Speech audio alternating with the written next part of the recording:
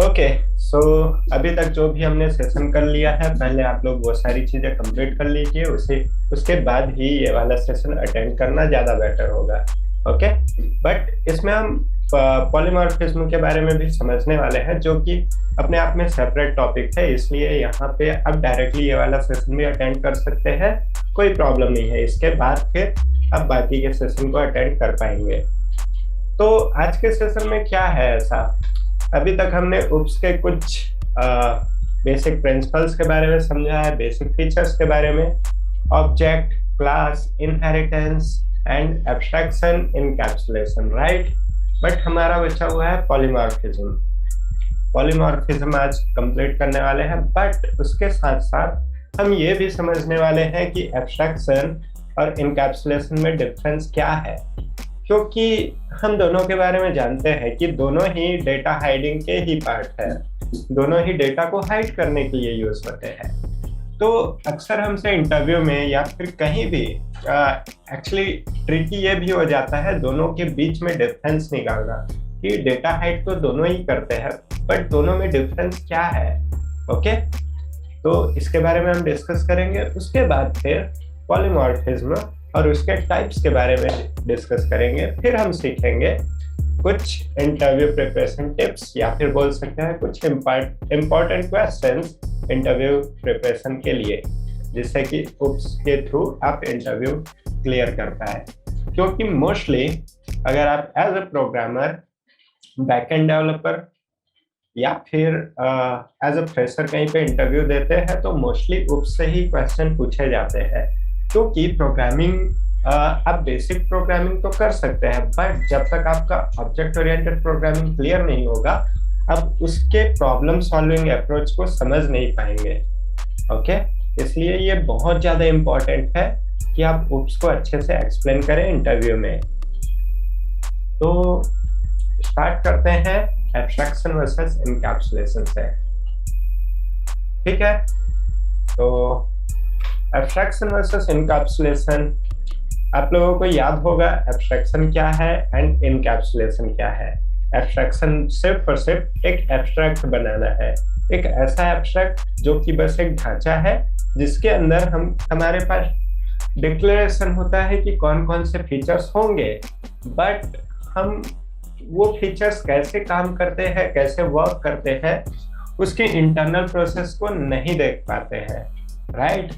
तो ये एक ऐसा डेटा हाइडिंग है जो कि एक स्ट्रक्चर, एक एब्स्ट्रैक्ट के थ्रू सारे फीचर्स को ढक लेता है और हमको सिर्फ इसेंशियल चीजें दिखाई देती है, जैसे कि एक कैलकुलेटर में कुछ बटन्स, आपके मोबाइल स्क्रीन पे जो एप्लीकेशंस के टच है, वो सारी चीजें जिसको आप एक्सेस कर पाते हैं, बट बाकी चीजें उसके अंदर इनकैप्सुलेटेड होती है, राइट। तो इस तरह से इनकैप्सुलेशन और एब्स्ट्रैक्शन को अगर हम समझे तो वो कुछ इस तरह से है कि एब्स्ट्रैक्ट के थ्रू हमारे जो फीचर्स हैं वो ढके हुए होते हैं, वो इंटरनली कैसे प्रोसेस हो रहा है हमको नहीं पता। हमको एज ए यूजर सिर्फ उसका स्क्रीन दिखता है या फिर कुछ बटन्स दिखते हैं जिससे हम कम्युनिकेट करते हैं और वो फीचर्स वर्क करते हैं। ओके, बट इनकैप्सुलेशन क्या कर रहा है, आपके एक्सेस को मॉडिफाई कर रहा है, कि ऐसे कुछ चीजें होंगी जिसको आप डायरेक्टली एक्सेस ना करें। जैसे कि ये जो सर्किट बोर्ड है जो आपको स्लाइड में दिख रहा है, सर्किट बोर्ड आपके फोन का मेन पार्ट है, उसी में ही सारी चीजें परफॉर्म होगी, बट आप डायरेक्टली उसको एक्सेस नहीं कर सकते ना। आप किसके थ्रू एक्सेस करेंगे, इस टच स्क्रीन के थ्रू। तो एक्चुअल में कुछ चीजें ऐसी है जिसका एक्सेसिबिलिटी आपसे हाइड करके रखा गया है। तो इनकैप्सुलेशन डेटा हाइडिंग है जिसके थ्रू एक्सेसिबिलिटी को हाइड किया जाता है या फिर किसी को एक्सेसिबिलिटी प्रोवाइड की जाती है। बट एब्स्ट्रैक्शन सिर्फ और सिर्फ एक ढांचा प्रोवाइड करता है जिससे कि आप फीचर्स को जानते हैं, बट वो कैसे वर्क कर रहा है ये नहीं जानते। ठीक है, इसको अगर हम दूसरे एग्जांपल के थ्रू समझे तो इसको इस तरह से समझ सकते हैं। एब्स्ट्रैक्शन हमने पहले भी डिस्कस किया कि आप एक कार की डिजाइन देखते हैं, तो आप कार की डिजाइन में ये सारे तो मेंशन करोगे कि इसके पास ब्रेक होगा, क्लच होगा एंड एक्सेलरेटर होगा, स्टीयरिंग होगा, बट आप ये डिफाइन नहीं करोगे वहां पे कि ये कैसे वर्क करेगा। ठीक है, तो ये आपका एक एब्स्ट्रैक्ट डिजाइन है जिसमें आपको पता है कि इसके अंदर क्या क्या फीचर्स होने वाले हैं, बट आप उसके फीचर्स को कैसे वर्क करेंगे इसका डेफिनेशन नहीं देते हैं। या फिर इसको हम इस तरह से भी बोल सकते हैं कि इसके जो फीचर्स हैं वो एज ए यूजर आपको नहीं दिखेंगे कि कैसे वर्क कर रहा है। आप ब्रेक दबा सकते हैं, बट वो ब्रेक वर्क कैसे कर रहा है इंटरनली वो ढका हुआ है, आपको नहीं दिख रहा। तो ये है एब्स्ट्रैक्शन, कि एक एब्स्ट्रैक्ट के थ्रू वो सारे इंटरनल फीचर्स ढके हुए हैं। अब हम बात करते हैं इनकैप्सुलेशन का। तो इसी कार में ही कुछ एक्सेस हमसे छिपाया जाता है, जैसे कि आपको पता है कि एक की होल होता है जिसमें आप की डालने के बाद ही उस कार को या फिर कोई भी व्हीकल है उसको स्टार्ट कर पाते हैं। बट वो करता क्या है, कुछ वायर्स ही तो है जिस वायर को अगर आप कनेक्ट करोगे तो वो ऑटोमेटिक स्टार्ट हो सकता है, करेक्ट। बट फिर भी इस इजी चीज को आपसे छुपाया गया। तो ये ऐसा तो नहीं है कि ये बोल सकते हैं कि यूजर को के लिए इजी करने के लिए छुपाया गया, नहीं, क्योंकि वायर्स के थ्रू ये इजी हो सकता था। बट यहाँ पे एक्सेस की प्रॉब्लम आती, सिक्योरिटी की प्रॉब्लम आती, करेक्ट। तो जब भी हम एक्सेसिबिलिटी को मैनेज करते हैं डेटा हाइडिंग के लिए, तो ऐसे डेटा हाइडिंग को ही हम बोलते हैं इनकैप्सुलेशन, कि हमने सारी चीजों को इनकैप्सुलेट करके एक कैप्सूल में पैक कर दिया और उसमें से कुछ चीजों को हम हाइड कर रहे हैं ताकि बाहर की चीजें उनको एक्सेस नहीं कर पाए, वो लोग एक्सेस नहीं कर पाए जो कि उसके मेंबर्स नहीं है। मतलब कि कुछ लेवल तक सिक्योरिटी प्रोवाइड करेंगे और डेटा को हाइड करेंगे, ये होगा हमारा इनकैप्सुलेशन। एंड एब्स्ट्रैक्शन जिसमें हम चीजों को आसान करेंगे यूजर्स के लिए। ओके, तो इतना क्लियर है सभी को? Give me a yes.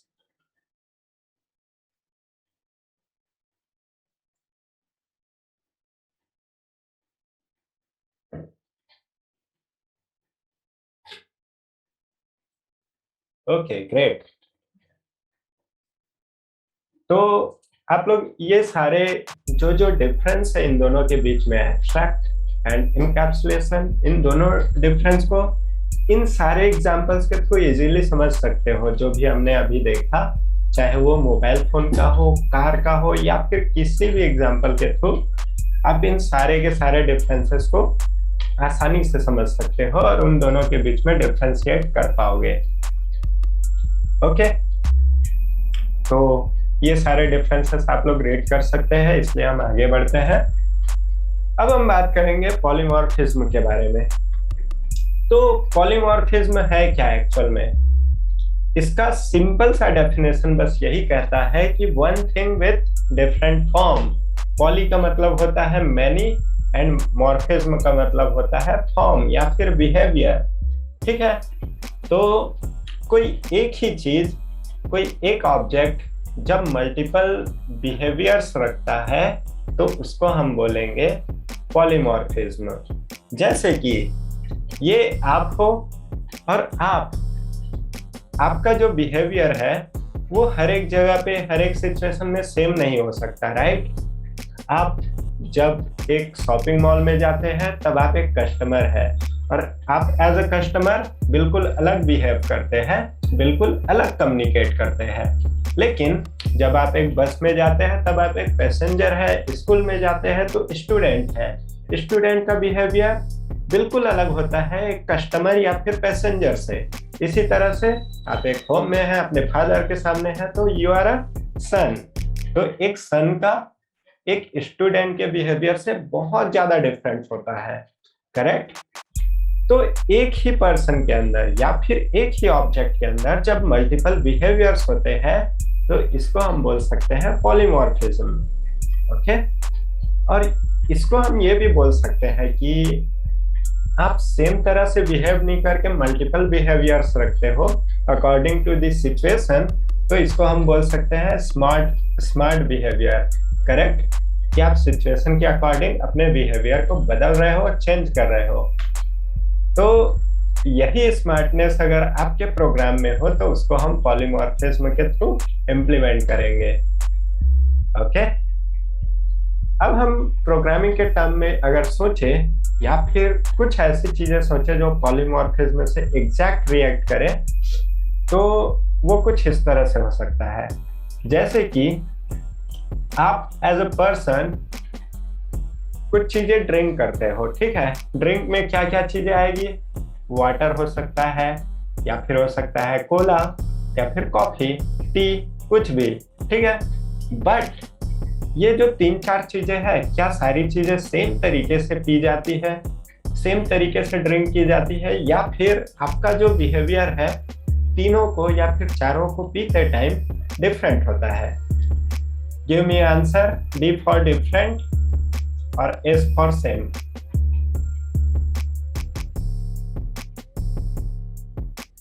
जब भी आप ये तीनों चीजें लेते हैं तो आपका जो बिहेवियर है वो डिफरेंट होता है या फिर सेम होता है? D D D, correct. तो यही है आपका स्मार्ट बिहेवियर, क्योंकि एक ही तरह से इन तीनों चीजों को नहीं कंज्यूम किया जा सकता।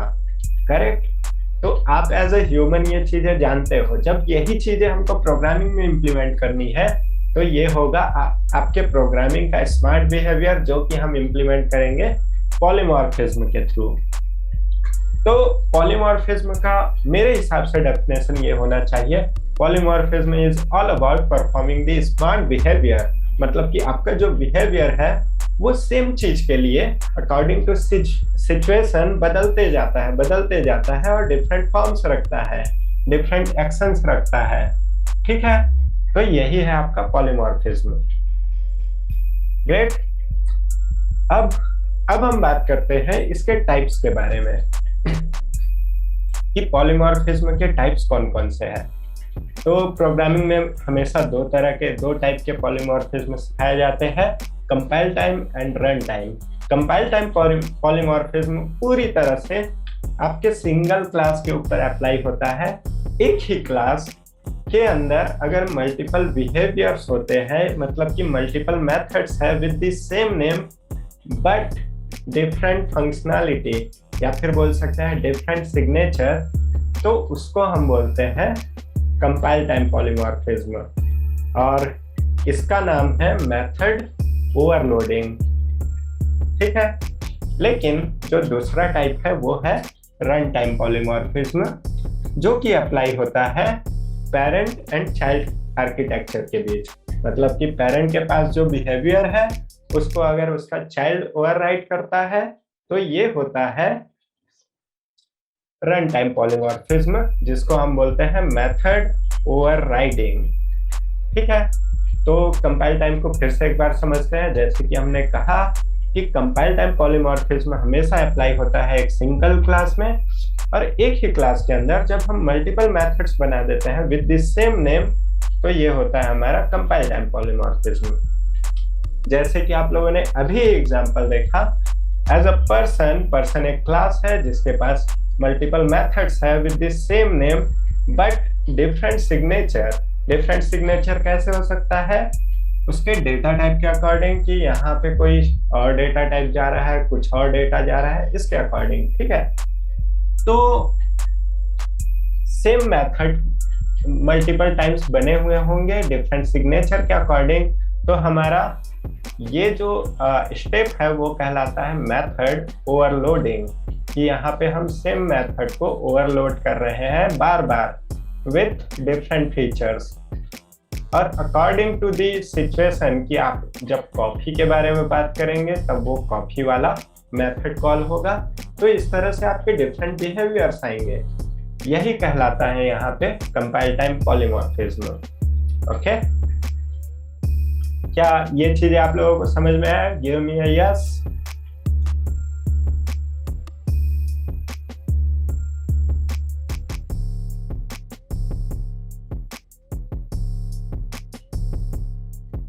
Yes yes yes yes. Okay great.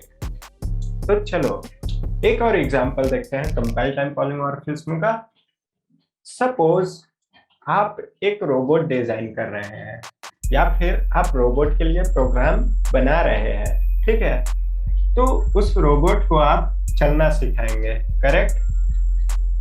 तो मान लेते हैं उस रोबोट को आप चलना तो सिखा रहे हैं, बट वो जो सिचुएशन है चलने का, क्या वो डिफरेंट हो सकता है डिफरेंट सिनेरियोज में? जैसे कि कौन कौन से सिनेरियो हो सकते हैं? पहला हो सकता है नॉर्मल सरफेस, दूसरा हो सकता है आपका डेजर्ट, रेतीला सरफेस, ठीक है।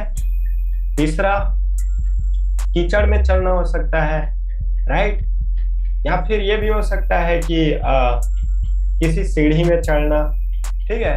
तो सरफेस डिफरेंट हो सकते हैं। तो क्या वो डिफरेंट सरफेस के लिए आप सेम ही प्रोग्राम यूज कर पाएंगे? बिल्कुल नहीं। तो ये जो स्मार्ट बिहेवियर है वो सिखाने के लिए आपको same method according to situation थोड़ा थोड़ा बदलना पड़ेगा।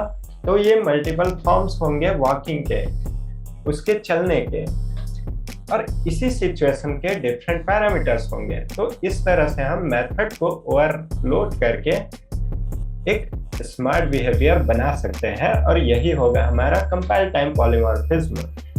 ओके, सभी को ये एग्जांपल समझ में आया?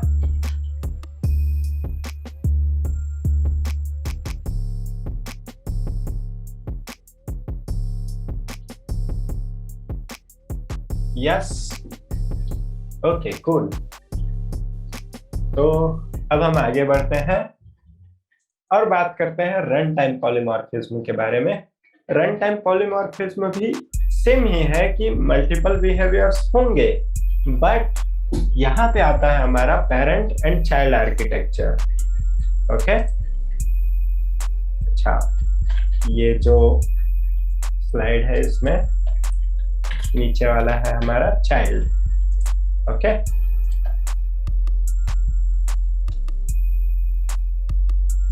तो अब इसमें पॉलीमॉर्फिज्म कैसे वर्क करेगा?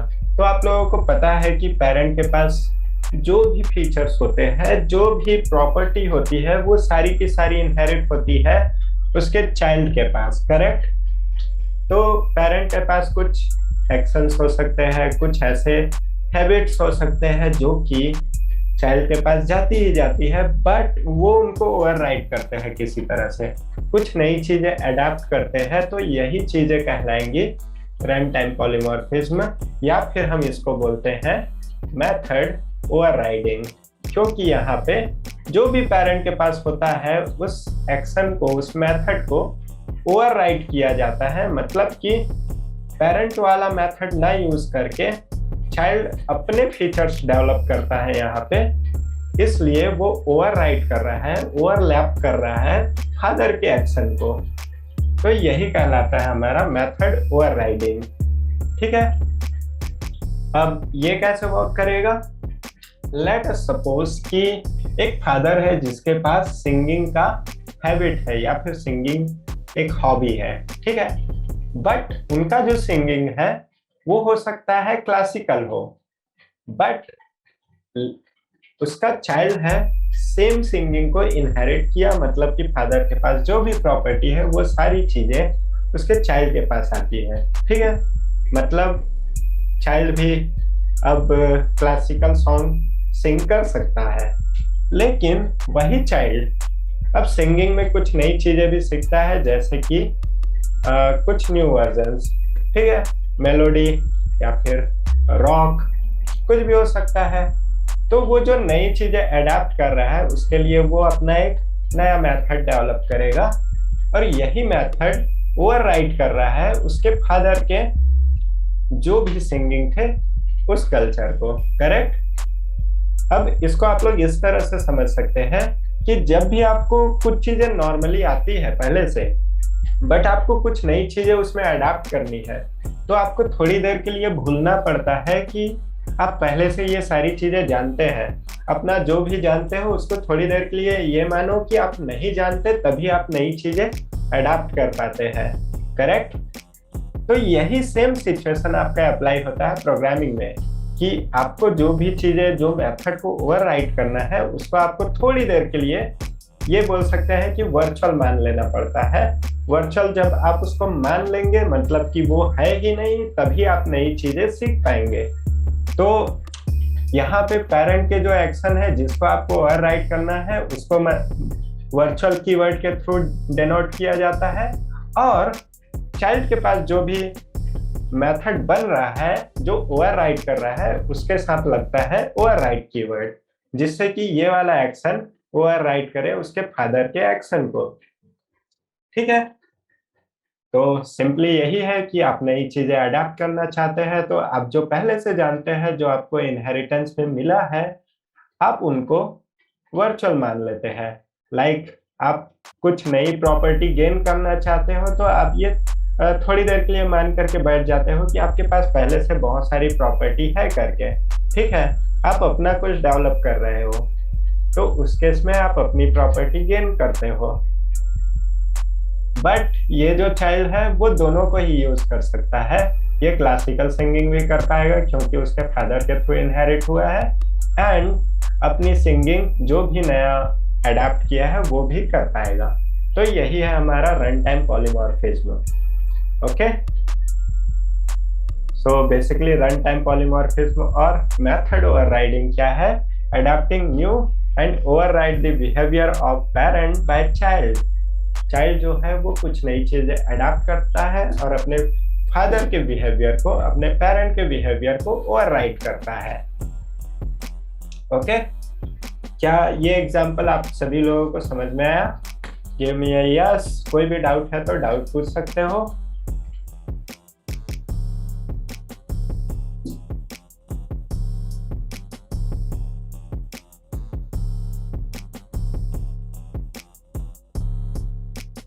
यस,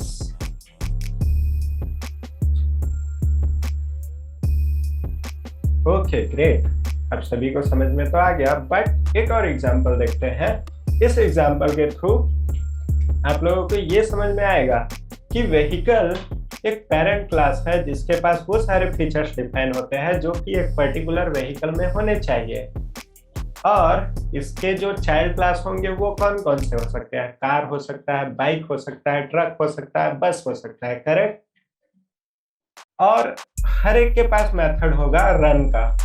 ठीक है, एक व्हीकल कैसे रन करता है वो मेथड व्हीकल के पास हो सकता है, लेकिन उसका जो कार है या फिर बस है, जो भी डिफरेंट चाइल्ड क्लास है, वो उस रन मेथड को ओवरराइड करके अपना रनिंग एल्गोरिदम भी तो बना सकता है ना।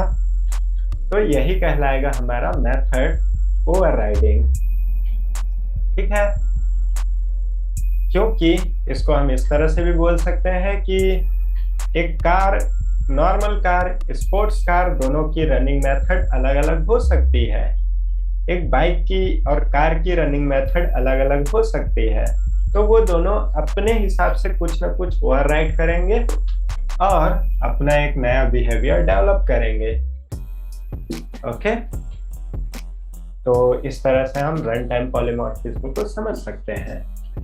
ठीक है, so any queries till now? क्योंकि हमने आज सीखा एब्स्ट्रैक्शन वर्सेस एनकैप्सुलेशन, पॉलीमॉर्फिज्म, उसके टाइप, उसके कुछ कुछ एग्जांपल्स। अभी तक इनमें कोई भी डाउट है आप लोगों को? गिव मी अ यस और नो एवरीबॉडी।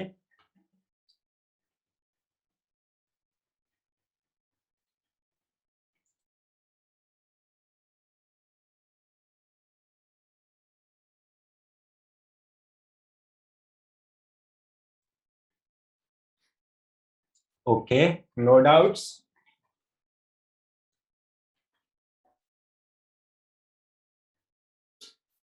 Okay cool.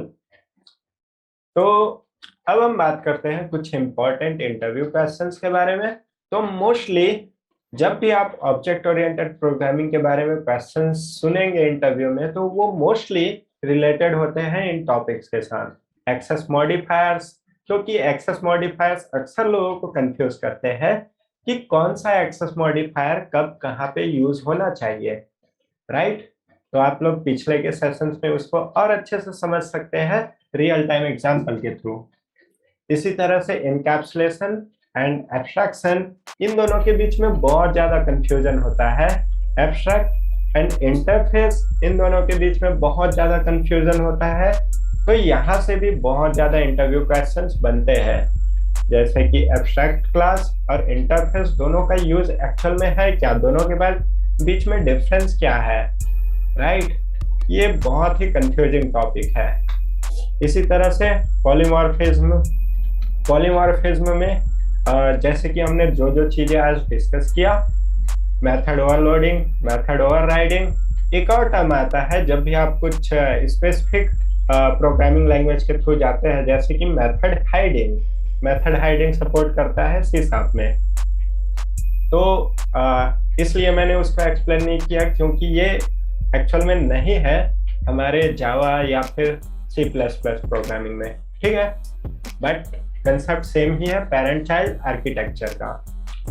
तो इस तरह से मोस्टली पॉलीमॉर्फिज्म के क्वेश्चंस होते हैं कि पॉलीमॉर्फिज्म में ओवरलोडिंग क्या होता है, ओवरराइडिंग क्या होता है, दोनों के बीच में डिफरेंस क्या है। ओवरराइड जब करते हैं तब हमको क्या क्या चीजें ध्यान देना पड़ता है। तो जैसे कि मैंने बताया कि हमको वर्चुअल करना पड़ता है पेरेंट के मेथड को, और ओवरराइड कीवर्ड यूज करना पड़ता है चाइल्ड के मेथड के पास, तभी हम किसी फीचर को ओवरराइड कर पाते हैं, ठीक है? और एक और बहुत इंपॉर्टेंट टॉपिक है जो कि आता है inheritance and static non static से। स्टैटिक नॉन स्टैटिक एक्चुअल में कभी कभी कंफ्यूजिंग होता है जब आपको पूछा जाता है स्टैटिक क्लास के बारे में, या फिर बोला जाता है एक स्टैटिक मेंबर कैसे एक्सेस हो सकता है। तब आपको मोस्टली क्लास जब आता है तो उसके ऑब्जेक्ट के थ्रू ही एक्सेसिबिलिटी का माइंड में आता है, जबकि स्टैटिक जो है वो बिना क्लास के ऑब्जेक्ट के थ्रू डायरेक्टली एक्सेस होता है क्लास के नेम के थ्रू, करेक्ट? तो आपको बस इतना ही। ओके, तो हम यही बात कर रहे थे कि स्टैटिक एंड नॉन स्टैटिक के ऊपर भी बहुत ज्यादा क्वेश्चंस बनते हैं। यही क्वेश्चन कि आप उनको एक्सेस कैसे कर सकते हैं, एक्चुअल में यूज क्या है स्टैटिक कीवर्ड का, अगर उसको हम मेथड के साथ लगाए, क्लास के साथ लगाए, या फिर एक वेरिएबल के साथ लगाए, तो उसमें क्या क्या होता है, ठीक है? तो इस तरह से डिफरेंट क्वेश्चंस बनते हैं। अगर आप डिटेल में जाएंगे तो इस सेशन में अभी तक हमने उप्स थिंकिंग के अंदर जो टॉपिक्स कवर किया है, types of class, access modifiers, इन सभी को अगर आप कंप्लीट कर लेते हैं तो आप पूरी तरह से इंटरव्यू के लिए प्रिपेयर्ड हो जाएंगे। बस आपको थोड़ा सा प्रोग्रामिंग में प्रैक्टिस कर लेना चाहिए उनके बारे में, ठीक है? बट मोस्टली जब भी आप इंटरव्यू अटेंड करेंगे तो वहाँ पे यही सबसे ज़्यादा ध्यान रखो कि आपका जो एक्सप्लेनेशन है वो रियल वर्ल्ड प्रॉब्लम्स को सॉल्व करने के एग्जांपल्स के थ्रू होना चाहिए। रियल वर्ल्ड प्रॉब्लम को दिखाओ, यही प्रॉब्लम हमको फेस करना पड़ता है प्रोग्रामिंग में, ये भी बताओ और फिर उनका सॉल्यूशन बताओ, ठीक है? जिस तरह से हमने अभी तक हर एक टॉपिक को डिस्कस किया, ठीक है? तो जब आप इस पूरे सीरीज को कंप्लीट कर लेंगे तब आप पूरी तरह से रेडी हो जाएंगे किसी भी इंटरव्यू को फेस करने के लिए, उप्स के लिए, ओके? सो आई होप कि आप लोगों को ये पूरा सीरीज अच्छा लगा होगा। जितने भी टॉपिक्स हमने डिस्कस किए वो काफी क्लियर हुए होंगे अभी तक। तो अभी के लिए इतना ही, बट मैं आप लोगों से कुछ सजेशन चाहता हूँ कि आगे ऐसे कौन कौन से टॉपिक्स हैं जिसके ऊपर आप लोग और भी क्लासेस चाहते हैं, ठीक है? जैसे कि हमने उप्स का किया, इसी तरह से हो सकता है कुछ और टॉपिक्स होंगे जो आपको समझने में थोड़ा प्रॉब्लम होता होगा, या फिर वो बहुत इंपॉर्टेंट है, उसको आप और अच्छे से समझना चाहते हैं, तो उसके ऊपर भी हम क्लास कर सकते हैं। बस आप लोगों का सजेशन चाहिए, आप लोग टॉपिक सजेस्ट करो, यहाँ पे सजेस्ट कर सकते हो, पर्सनली मैसेज कर सकते हो, ठीक है?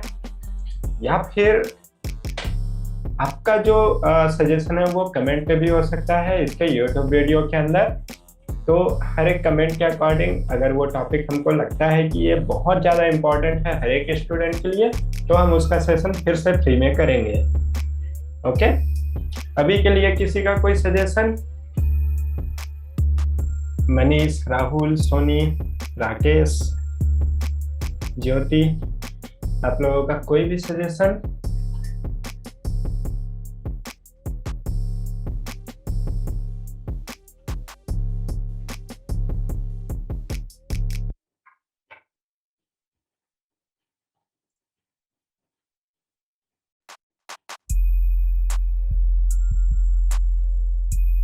नो? ओके, ठीक है। तो आपका कोई भी सजेशन हो, फीडबैक हो, या फिर कुछ इम्प्रूवमेंट क्राइटेरिया मेरे लिए जो कि आप लोगों को लगता है कि इससे और ज़्यादा इम्प्रूव हो सकते हैं, तो आप लोग प्लीज़ प्रोवाइड करो। आप लोग डायरेक्टली व्हाट्सएप मैसेज कर सकते हो मेरे नंबर पे, और फिर हम उसके ऊपर भी वर्क करेंगे properly. So thanks everyone, have a good day, and इसी तरह से उप सीखो और भी अलग अलग प्रोग्रामिंग लैंग्वेजेस और अच्छे से सीखते चले जाओ। Okay, have a good day and have a awesome career. Thank you, bye bye.